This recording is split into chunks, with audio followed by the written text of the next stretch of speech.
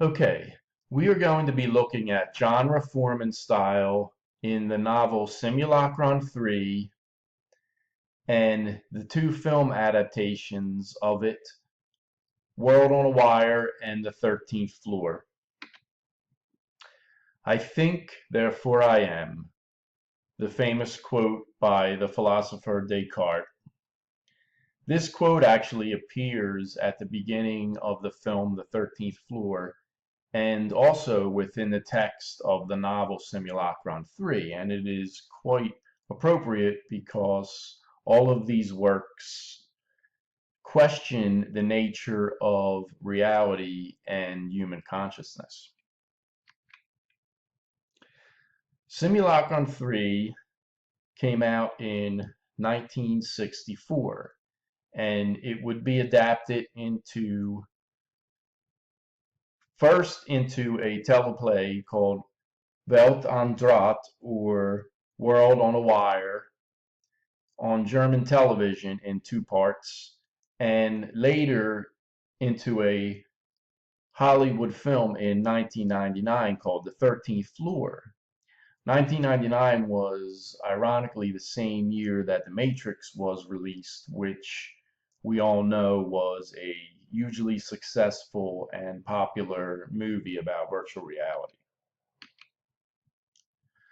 Simulacron 3 was written by David Goulier, and as I mentioned, it was published in 1964, which is notable because it is one of the first books to feature virtual reality. It is a science fiction novel, and of course we know virtual reality has been seen in science fiction many times since then.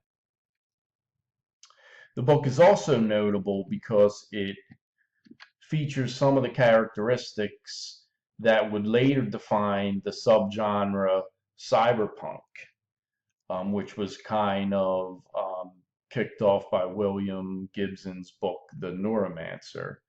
But this novel actually came out 20 years before that.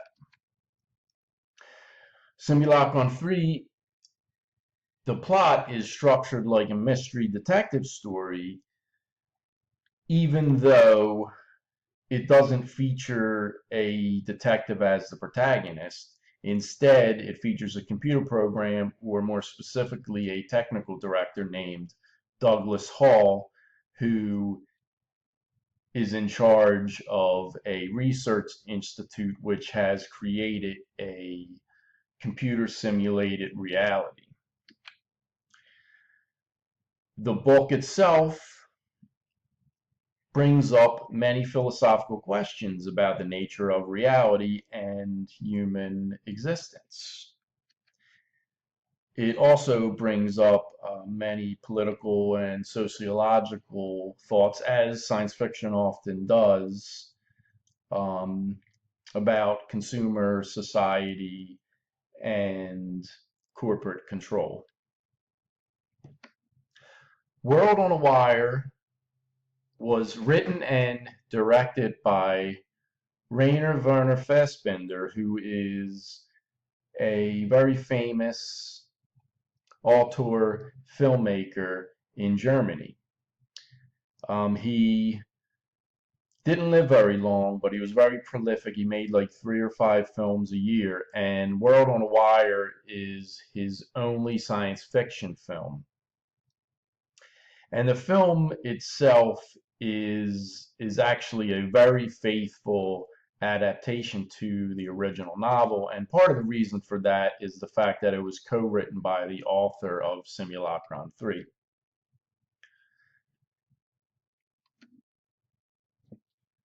The film was released in 2 parts on television, each part roughly about an hour and a half long, a little more than an hour and 45 minutes long, so that the whole thing itself is about 3 hours and 20 minutes, which is another reason why the film is able to be so faithful to the novel, because it doesn't have to boil everything down into an hour and a half or 2 hours.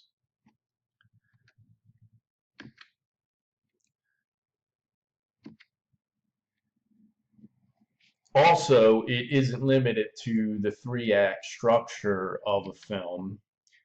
It's more like 4 acts in that there are multiple turning points as the protagonist goes through several different states, um, investigating what's going on in the beginning, and then once he learns that his reality is not real but also a simulation, then he kind of has a mental breakdown, and he's kind of questioning his reality and trying to find out if this really is the case, because everyone else is telling him that he's crazy.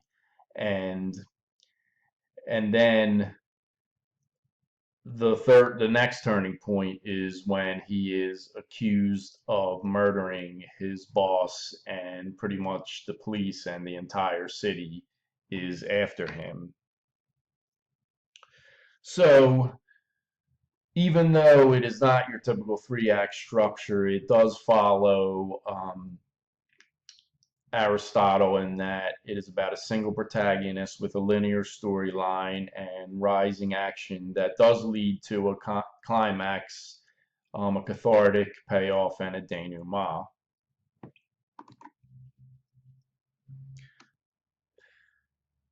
As far as genre, like the novel, it is science fiction, and it exhibits some of the elements of cyberpunk, particularly the idea of being able to jack into a virtual world.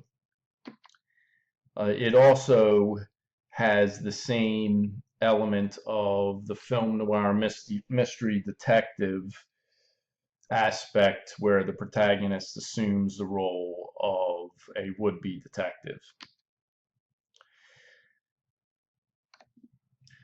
Style is where the film really shines because, as I mentioned before, Rainer Fassbinder is a very stylistic filmmaker, and he has a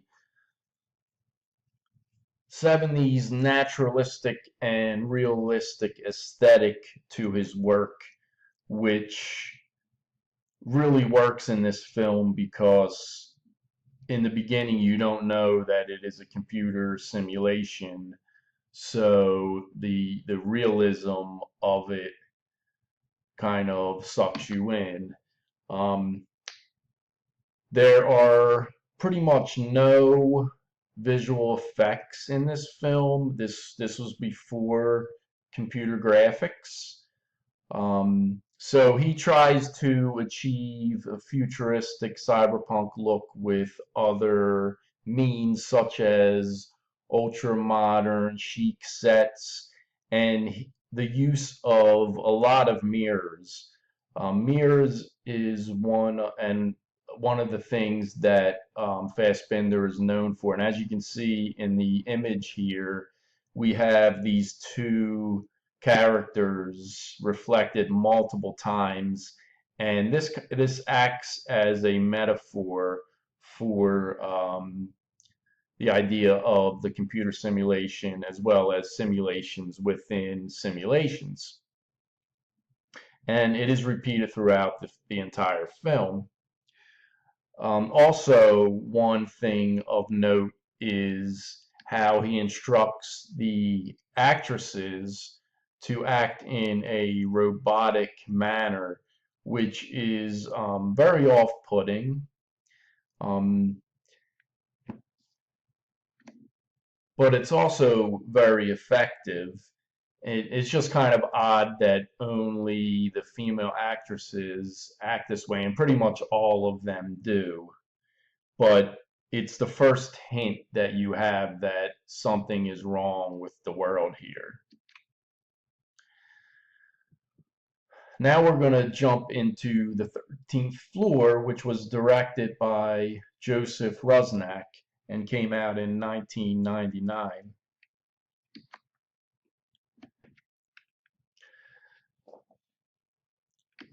This film has your typical three-act restorative structure, and it pretty much strips away a lot of the book's story in order to stick to that structure, um, changing up some things pretty significantly. The protagonist is Douglas Hall, as he was in the original novel, but right off the bat, he is accused of murdering his boss by a police detective, and the police detective is featured more prominently here than it was in the other versions, which kind of minimizes the detective role for Douglas Hall, the protagonist. As you see here, this is kind of a model of what's going on with the plot, which is kind of complex, but you have three different simulations, one of 1937 Los Angeles, one of late 90s Los Angeles, and the real world being 2024. And what happens is you have an evil version of Douglas Hall called David in the real world, jacks into him and murders the boss who was going to shut down the simulation machine. And then the woman who used to be in love with David in the real world jacks into another woman to save the world down there. And she ends up falling in love with the simulated version of David, Douglas Hall. And while David is jacked into Douglas Hall, he gets killed by the detective, and Douglas ends up jacked up into the real world with Jane Fuller at the end.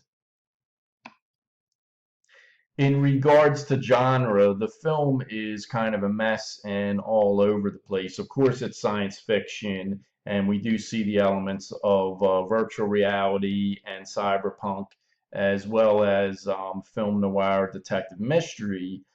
But the film doesn't do a very good job of developing any of them, and it kind of does it in a piecemeal way that, all right, now we're going to do film noir, now we're going to do virtual reality, now we're going to do science fiction. Um, for instance, the film opens up with the kind of film noir, jazzy, moody music that you would hear in an old detective movie. But then when he jacks in, the music completely changes to this upbeat, wondrous music that you would hear in like a Spielberg Amblin movie at the time. And it just doesn't gel well. And I kind of actually brought us into style a little bit there. We do see some instances of film noir lighting, as you can see in the one still at the bottom here.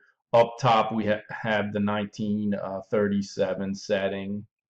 But again, this lighting is not throughout the film and is only in certain parts. And oddly, one of those parts is not in the 1937 where it would make the most sense. There are CGI visual effects in this film, and there's graphic violence, which kind of undercuts the sense of wonderment about the technology. In conclusion, I was a little disappointed rewatching the 13th Floor. I saw it in the theater. It wasn't as good as I remembered it. But that said, both of these films are very good examples of the virtual reality subgenre of science fiction. But World on a Wire is clearly the superior film, a work of art even. It's kind of odd that we haven't seen many virtual reality films since The Matrix, especially due to its popularity. But with virtual reality actually becoming a reality, I look forward to seeing many more.